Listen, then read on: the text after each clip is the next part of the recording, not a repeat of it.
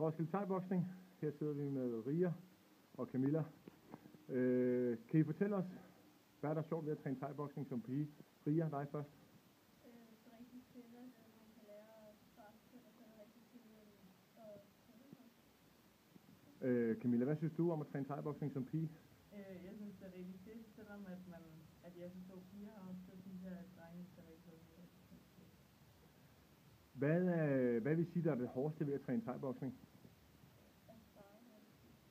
Hvad synes du, Camilla? Ja, når man presser sig selv til det yderste.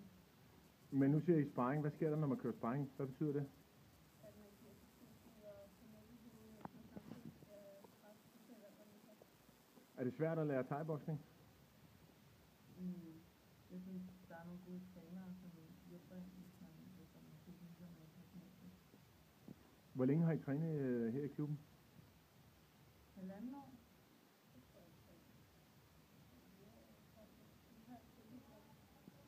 Hvad hedder det? Her i Roskilde Klubben, der har man jo ry for at have en masse arrangementer og alle mulige ting.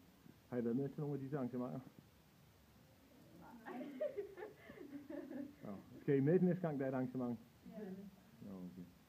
Hvad hedder det? Får man venskab heroppe i klubben med nye mennesker? Ja, det er noget helt. Vil I mene, at alle kunne træne uanset alder og køn? Der er ikke rigtig nogen forskel. Der er sådan meget, det går fra Men er det? 14 til Men der er plads til alle, der bliver ikke gjort nogen forskel. Jeg har hørt rygter om, at man kan tabe kilo ved at træne thai-boksning. Kan man det her? Okay. Er der nogen af jer, der har tabt nogle kilo? Ja. Vil I fortælle, hvor mange kilo I har tabt?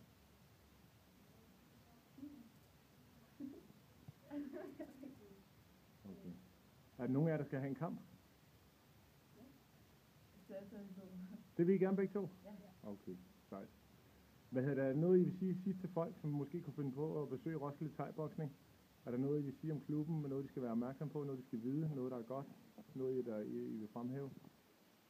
Jeg har bare en fantastisk stemning, og jeg synes, der kan være en masse søde mennesker, som kan gøre noget lige meget.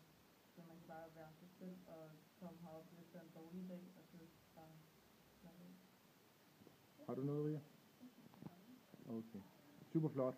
Hop ind i træningssalen med jer. Tak for det.